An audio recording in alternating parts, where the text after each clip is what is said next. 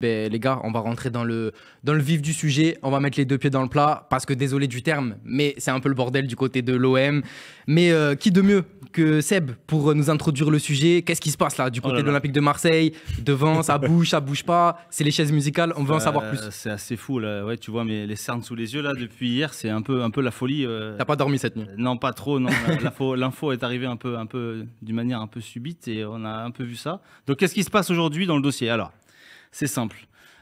L'OM veut Terem Moffi. Bamba Dieng, lui, il voulait aller à Lorient. Mais qu'est-ce qui se passe aujourd'hui? Attention. Suspense. Il n'a pas de jingle suspense.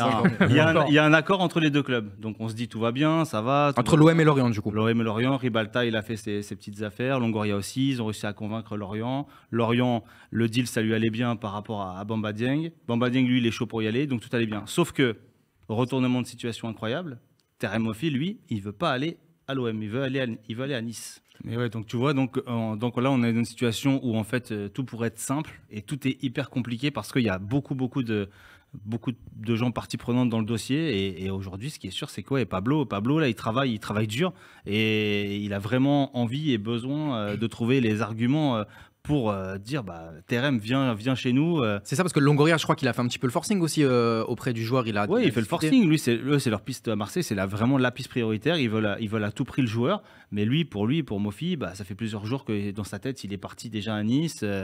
Il y a la maison, il y a tout ça. Il réfléchit déjà comment il va s'installer et autres. Alors certains pourraient dire, est-ce que c'est quoi le mieux? Est-ce que c'est Nice? Est-ce que c'est Marseille?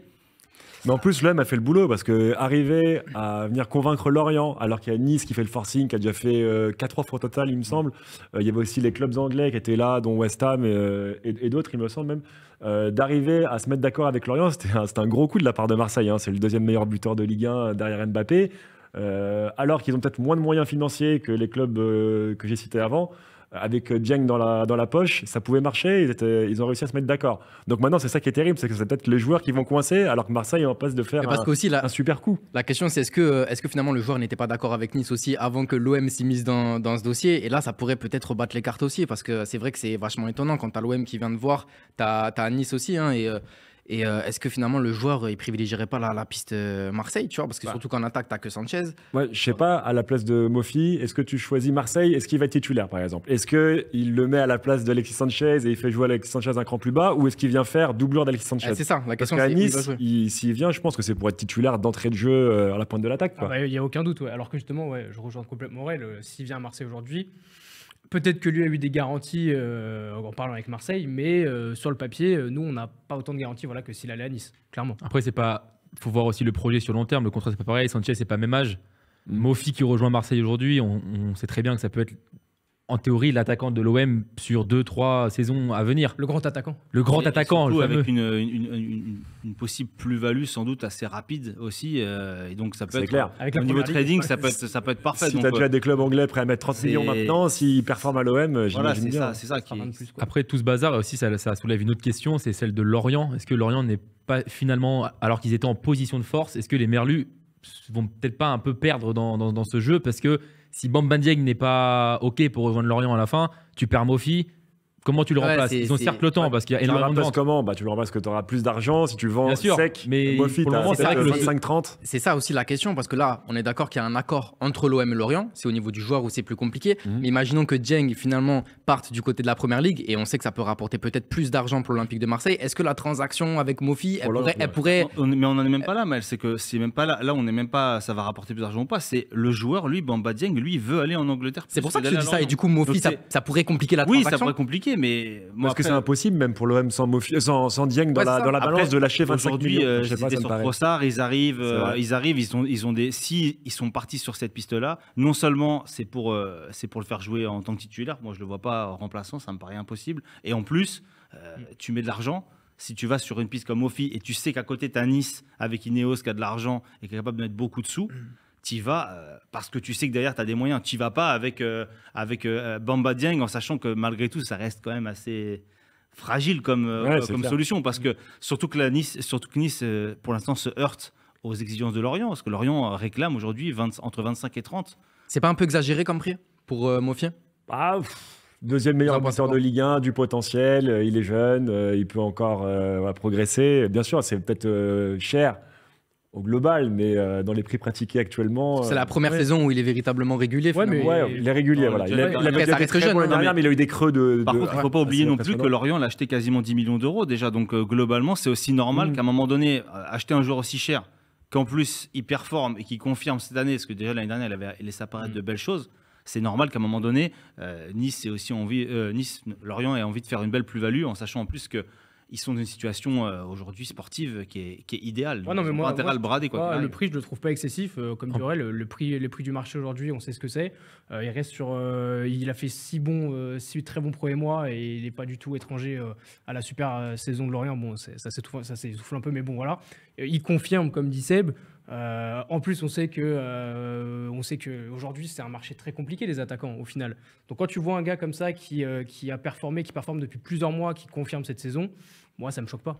Et en plus, tu l'as dit, Lucas, aussi, il faut pas oublier qu'à partir du moment que tu as l'Angleterre qui vient frapper à ta porte, Ça monte. forcément, la valeur marchande monte, surtout dans ce mercato-là. hein. Et je trouve ça cool que des clubs français puissent rivaliser sur un mercato hivernal pour aller prendre l'attaquant d'une équipe qui a Celui-ci. bien performé, voilà, Clairement. pour dire non, viens pas en Angleterre, tu viens un cran au-dessus en Ligue 1 en termes de réputation, parce que même si Lorient fait une bonne saison, c'est au-dessus évidemment Marseille et Nice aussi, sûr. dans un sens. Donc c'est bien de pouvoir rivaliser avec les clubs Après, anglais ouais, qui viennent ouais, pas nous ce dépouiller comme ça. Il faut aussi se dire, c'est qu'aujourd'hui, l'agent de Terem Office, c'est un Nigérian qui a beaucoup de joueurs. Nketiah, Sako, Sako, non, c'est pas le même. Et lui, il est moins bon, lui. Et du coup, aussi, ils sont dans une démarche intelligente où ils ont décidé de faire passer des steps à leurs joueurs. Et c'est peut-être aussi une démarche du joueur et de l'entourage de passer par une case, entre guillemets, Ligue 1 avant de basculer sur un obscur club de première ligue où tu aurais plus de mal à t'imposer et à s'imposer. C'est vrai qu'aujourd'hui, peut-être que Marseille a peut-être les arguments aujourd'hui pour le convaincre. Si à un moment donné, Longoria se déplace en personne, on ne sait jamais, pour aller le voir, peut-être que ça changera beaucoup de choses aussi.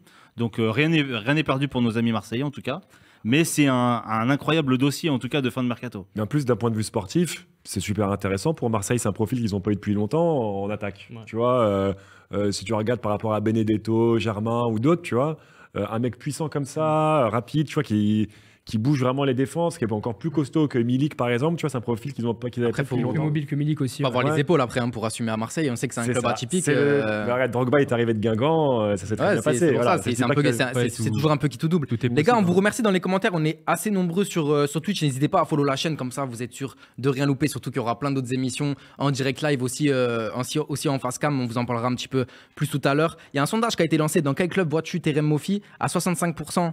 C'est l'OM qui a été Comme revenu. c'était trop Donc, surprise. donc voilà. Question toute simple pour vous, Mofi, c'est meilleur que Dieng? Parce que Ah c'est à peu bah, près le même âge. Tu vois, Oui, évidemment. Enfin, il y a là, c'est pas votre de- opinion personnelle hein, que Ah je bah te non, donne, bah oui, parce non, que mais- parce qu'en vrai, c'est Non, un mais- échange. mais- Là, l'OM il a est prêt plus à mettre de l'argent plus à Beaucoup inclure d'argent. beaucoup d'argent et inclure Dieng dans la transaction. C'est vraiment Beaucoup d'argent, bien ouais. meilleur que Ouais, Dieng. mais oui, aujourd'hui, il a oui, plus oui. prouvé aussi. Il a plus prouvé. Il y a ça aussi. Parce que Dieng aussi, il est un a peu sous-utilisé à Marseille. Hein. Bien sûr, mais Mofi a ajouté ce qui a le plus dur, le plus compliqué pour un attaquant, c'est le réalisme et la régularité. Mofi, il l'a depuis 1 an et demi. Dieng ouh. ne l'a. 1 an et demi, tu y vas fort quand même. Bon, parce que allez, il un a an, eu des creux assez Oui, bien impressionnants sûr, la mais saison dernière. Mais Là, il s'impose cette saison. C'est la saison que Dieng n'a encore jamais fait, bien sûr. techniquement. Donc, c'est sûr que aujourd'hui, tu es plus enclin à choisir Mofi en point de ton attaque. Et puis, il a Dieng, une- il y a des- pardon, vas-y. Ouais, non, il a une capacité aussi à se créer des occasions aussi qui est aussi intéressante et qui peut apporter aussi beaucoup pour un club comme Marseille. Et c'est vrai que c'est quelque chose qui est à prendre en considération quand même. En tout cas, les avis ont l'air d'être assez Ouais. tranchés dans les commentaires. Ah, J'ai du ça dit quoi AMRZTA, désolé, il n'y a que des consonnes, je peux pas prononcer en place. AMRZTA qui nous dit MDR, Mofi, il mange Dieng tous les jours. Que si, qui nous dit il est éclaté Dieng Maël et c'est pas faire un contrôle, ça dégage Oust. Bah, voilà. Ah oui, c'est assez. les termes qu'on dit. hein. C'est assez clair et net. On a fait un petit peu le tour au niveau des informations sur ce dossier. Ça Mais, peut, ouais, ça peut se juste, décanter. Ce que je voulais dire aussi à la fin, c'est que c'est vraiment un atout de poids qu'a Marseille avec Bamba Dieng, mais c'est pas forcément financier quoi. Ce sont vraiment que Lorient a vraiment envie d'avoir Bamba Dieng. Il le voulait déjà l'été dernier. Et je pense que ça peut jouer aussi en faveur de Marseille, plus par rapport à Nice. Mais attention, Nice n'a pas dit son dernier mot. Et s'ils ont fait 3 offres et qui est monté à la fin sur 17 plus 3 avec les bonus, je pense qu'ils sont capables de monter encore beaucoup plus haut que ça.